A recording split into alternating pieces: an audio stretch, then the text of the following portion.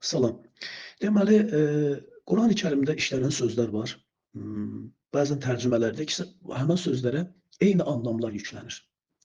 Bunun məsələn, bir çoxunu biz demişik, çox Quranı araşdıranlar da bilir. Məsələn, Rəsulla Nəbi kəlməsi kimi və yaxud da ki, Xəlillə Vəli kəlməsi kimi. Məsələn, mənalarına baxanda tərcümələrdə məsələn, əshabdır, xəlildir, vəlidir. Bunların hamısına dost kimi anlamlar verirlər və yaxud da Nəbi ilə Rəsul ilə hər yerdə peyğəmbər deyə bir fars kəlməsi işlədirlər.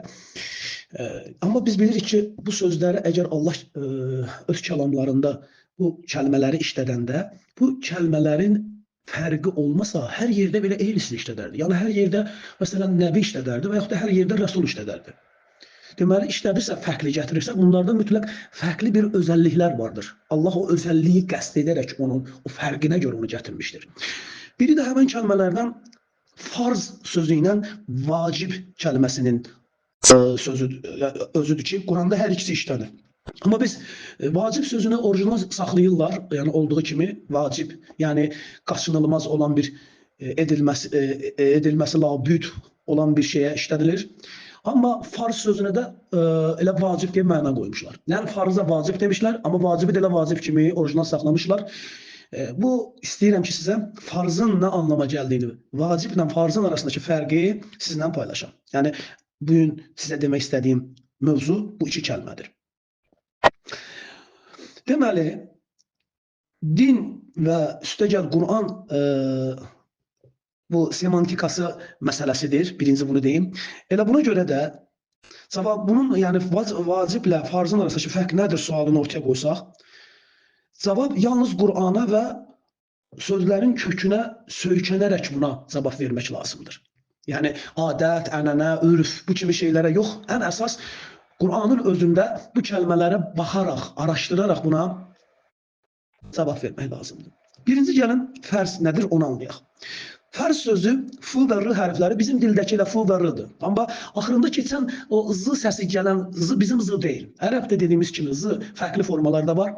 Məsələn, zeyn var, qalın pəltək la deyilən bir hərf var. Ta ilə yazılışı eyni olur. O t da bizdə yoxdur. Bizdəki t ərəbdəki iki nöqtəli t hərfidir. Amma qalın bir dənə də ta deyilən bir pəltək qalınlığı göstərən bir t hərfi var.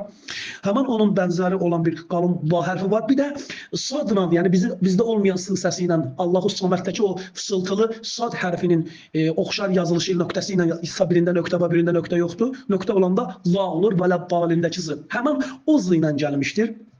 Dalalət kəlməsində olan z hərfi, həmən bu üç hərf, yəni ikisi bizdə olan eyni hərflə, amma biri fərqli olan həmən o vələddalindəki z hərfi ilə gələn farada sözüdür.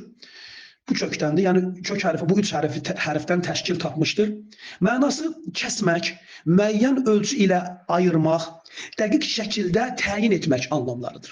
Yəni sözün mənası dedik ki, nədir? Kəsmək. Bu fiziki kəsmək kimi yox, yəni bir şeylə bir şeyin arasını ayırmaq, bölmək anlamında. Müəyyən bir ölçü ilə amma ayırmaq şərtdir burada.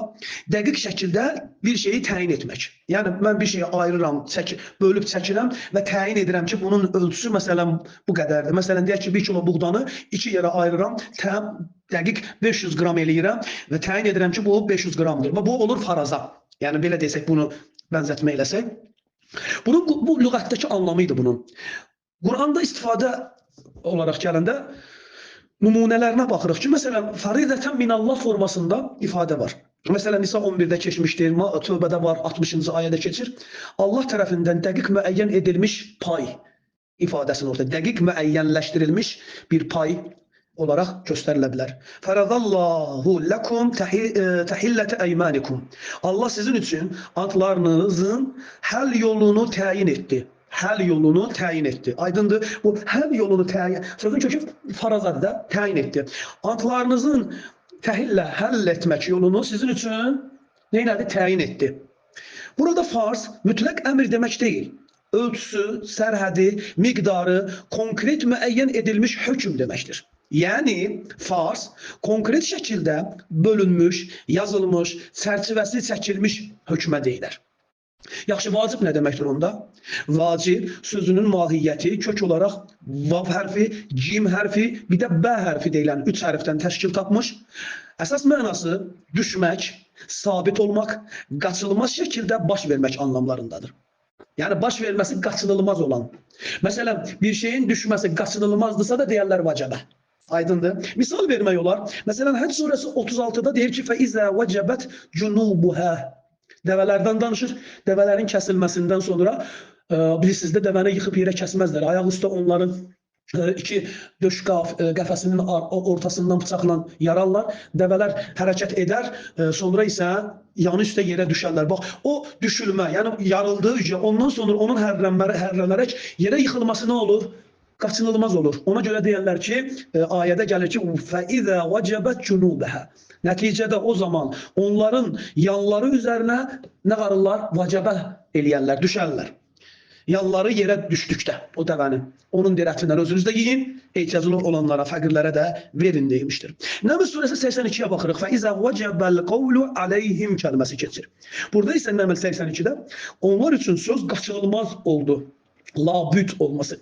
Yəni o Allahın onlar barəsindəki sözü, onların haqqında dediği söz qaçınılmaz oldu. Burada isə vacəbə nə oldu? Qaçınılmaz, labüddüyü bildirmək üçün gəldi. Burada vacib hüquqi termin deyil, nəticəsi artıq dəyişməz olan hal mənasındadır. Yəni vacib artıq düşmüş, baş verməsi labüd olan şey deməkdir. Qur'ani fərq çox kritik nöqtə.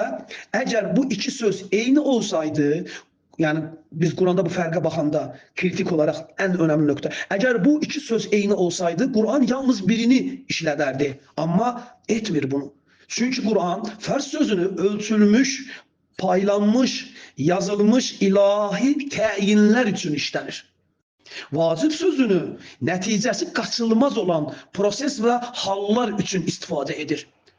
Kur'an ibadətləri vacib adlandırmır. Kur'an ibadətləri fərz adlandırır. Yəni qulluq, ediləsi qulluğu fərz adlandırır. Təyin edir, bölür və təyin edir. Bu təsadüfi deyildir özdə. Qısa, sərt və aydın nəticə.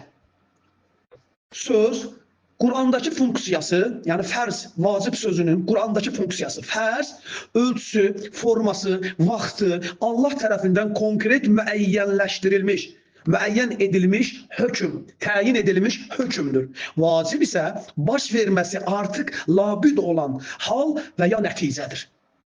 Fərz, normativ təyin, vacib isə reallaşma məcburiyyəti olaraq anlaşılmalıdır. Bir cümləlik poetik xülasə olaraq deyək ki, fərz yazıdır, vacib aqibət. Fərz yolun xəritəsidir, vacib yolun sonunda düşən addım.